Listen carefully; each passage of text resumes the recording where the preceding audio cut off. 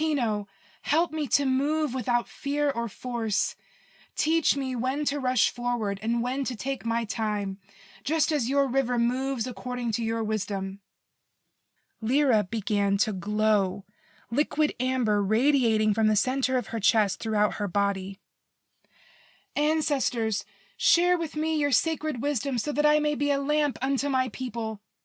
Guide me in serving our community with honor and integrity." There was a low hum beginning to swell in the air. Lyra's ancestors were drawing nearer to her, bending low from their home among the trees atop the mountain. We could all feel it in the prickling of the hair on the backs of our necks. Lyra removed her ceremonial dress and threw it into the bonfire, along with the flower crown and the purifying herbs she'd been carrying. Her naked skin radiated a warm glow that enveloped her and vibrated with her every move. Ari sat silent, dumbstruck. "She's really something, isn't she?" he murmured to me. I smiled and took his hand in mine, squeezing it. Lyra began to walk around the bonfire, thanking her ancestors for their invitation.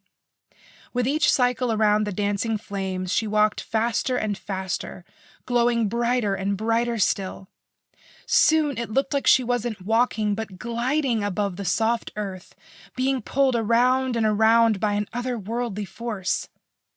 Suddenly, she threw her head back with only the whites of her eyes showing. She was chanting in an ancient tongue, receiving the wisdom of her ancestors from her own lips. Having completed her 13th circumambulation, she fell to the ground as her mother and the other bright girls came to her side to clothe her with a new dress. She was still in a trance-like state, unable to walk without assistance.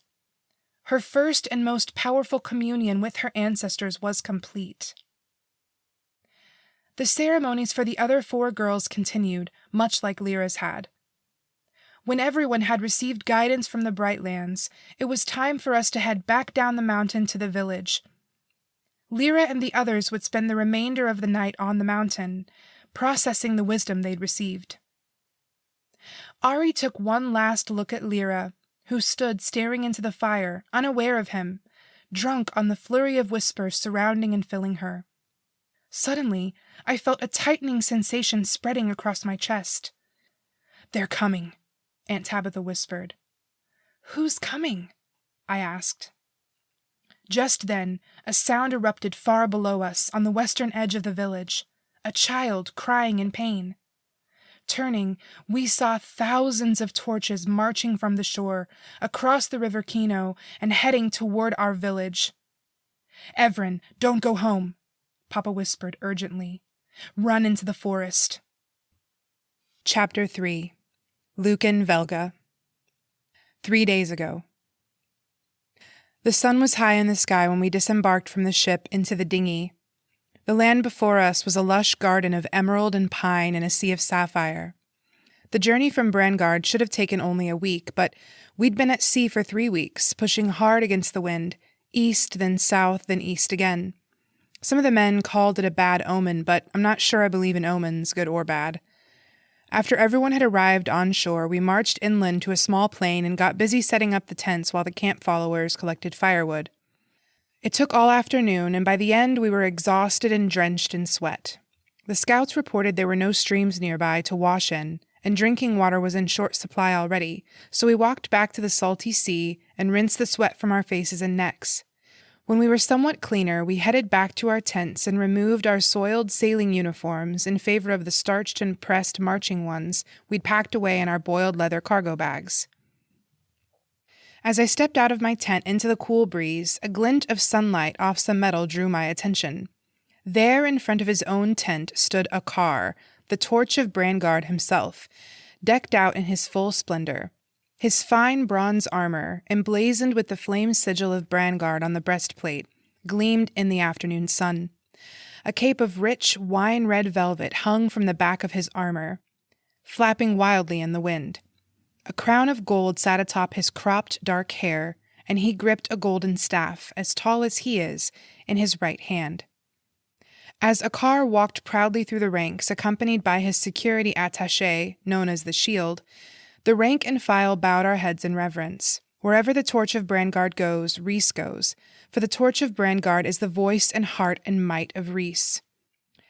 Draven stood beside me, awestruck as always, at the sight of the torch. Only a few steps behind Akar, a priest carried an ancient, leather-bound book atop a plush red velvet pillow. The collection of all the wisdom Rhys has bestowed on his people through the torches of Brandgard. Rhys Vox is forbidden to all but Akar. Only his highest priests can even carry it. "I'd sell me left hand to have one look inside that book," Draven whispered as the procession cleared our ranks. "But not your right?" I asked mockingly. Draven punched my arm. "That mouth will be your downfall, Luke, and I swear it. Who can imagine what depths of wisdom are written there?"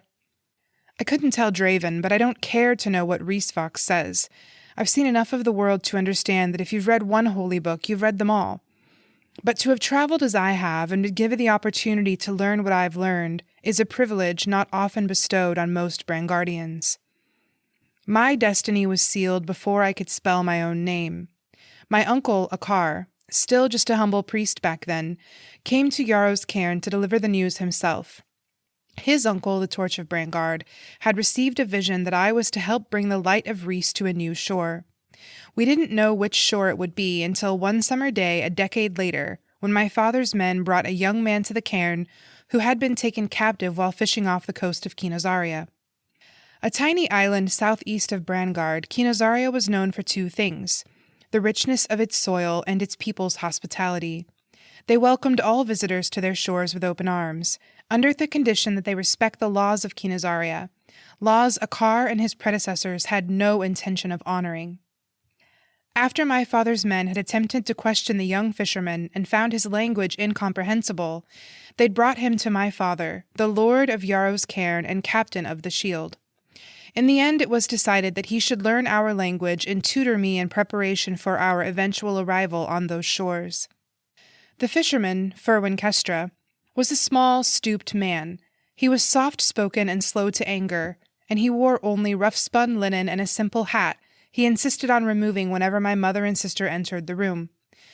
The guards, servants, and even the stable boys taunted Master Ferwin for his gentle demeanor and simple dress, and marveled at how Kenozarians continued to populate their sparse little island if all the men were as soft and comely and demure as Master Ferwin.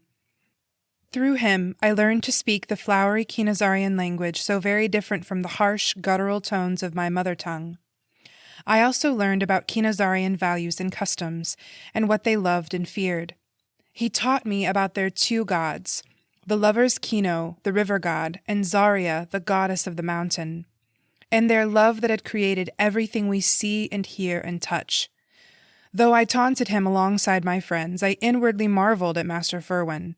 In my time with him, I learned to see the beauty in interacting with nature rather than attempting to subdue it.